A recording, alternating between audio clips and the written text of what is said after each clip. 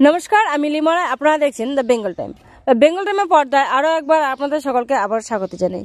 BSF ও মুর্শিদাবাদ জেলা গঙ্গা কমিটির যৌথ উদ্যোগে ফারাক্কা ব্যারেজ সংলগ্ন গান্ধীঘাটে গঙ্গা দূষণ প্রতিরোধে একটি অনুষ্ঠানের আয়োজন করা হয়েছে।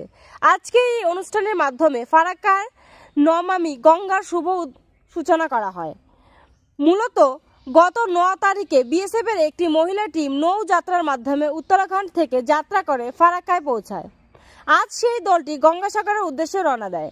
তাদের যাত্রার এই সন্ধিক্ষণে তাদের সম্মান জানাতে এই অনুষ্ঠানে রাজ্যের রাজ্যপাল সিভি আনন্দ বোসের উপস্থিতি থাকার কথা ছিল, কিন্তু অনিবার্য কারণবশত তিনি উপস্থিত থাকতে পারেননি।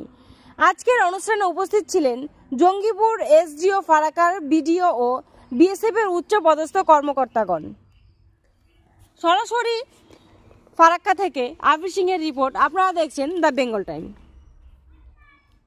বিএসএফের 20 জন মহিলা জওয়ান যারা গঙ্গোত্রী থেকে গঙ্গাসাগর পর্যন্ত গঙ্গার নির্মলতা, স্বচ্ছতা এবং নারী সশক্তিকরণের উপরে আমরা একটা যাত্রা শুরু করেছি, যেটা কি বিএসএফ এবং এনএমসিজি, যেটা ন্যাশনাল মিশন ফর ক্লিন গঙ্গার তরফ থেকে এক যৌথ সহযোগিতায় একটা প্রোগ্রাম চালু হয়েছে, যেটা আমরা গঙ্গোত্রী থেকে শুরু করেছি এবং গঙ্গাসাগরে গিয়ে পৌঁছবো। আজকে তো রাজ্যপাল আসার কথা ছিল আপনাদেরকে পাঠানোর জন্য বা আপনাদের আছে সেখানে পাঠানোর জন্য, উনি আজকে আসেননি, কতটা খারাপ লাগছে?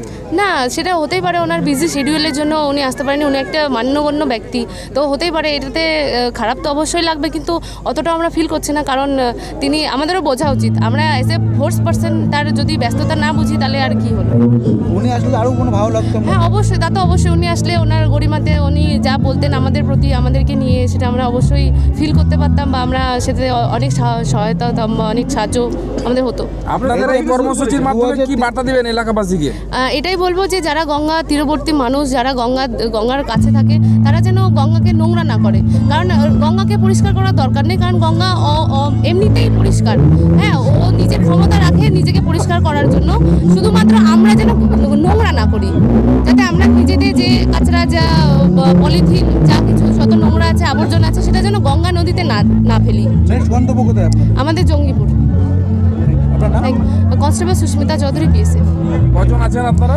আমরা টোটাল 20 জন আছি, যার মধ্যে 2 জন এসআই, সাব ইন্সপেক্টর আর 18 জন মহিলা প্রহরী কনস্টেবল। ওরা কি মানে দেশের বিভিন্ন প্রান্তে? হ্যাঁ, একদম দেশের বিভিন্ন প্রান্তে। আমরা যে বাংলাদেশ এবং পাকিস্তানের যে বর্ডার হয়, সেখানে 2 বর্ডারের যারা প্রহরী, যারা গার্ড করি, তারা সবাই আছে। জলপথে এলে কেমন লাগলো? হ্যাঁ, এটা অস্বাভাবিক ব্যাপার একটা আমাদের ক্ষেত্রে, কারণ এটা অবিস্মরণীয়, কারণ আমরা এটা কখনো ভুলতে পারবো না। আর এটা এত ডেঞ্জারিয়াস, এত অ্যাডভেঞ্চারাস, যে আমরা সত্যি এটা আমাদের লাইফ টাইম অ্যাচিভমেন্ট বলতে পারি। একদম। আর এটা প্রথম বিএসএফের মেয়েরা শুধু নয়, পুরো ভারতবর্ষের মেয়েরা যারা এতখানি যাত্রা জলপথে আমরা করছি, এবং এটা আমাদের জন্য অনেক সৌভাগ্যের ব্যাপার। আর এই জন্য আমি অবশ্যই ধন্যবাদ জানাতে চাই বিএসএফকে এবং এনএমসিজিকে, যারা আমাদেরকে এই জন্য চুজ করেছে। Thank you.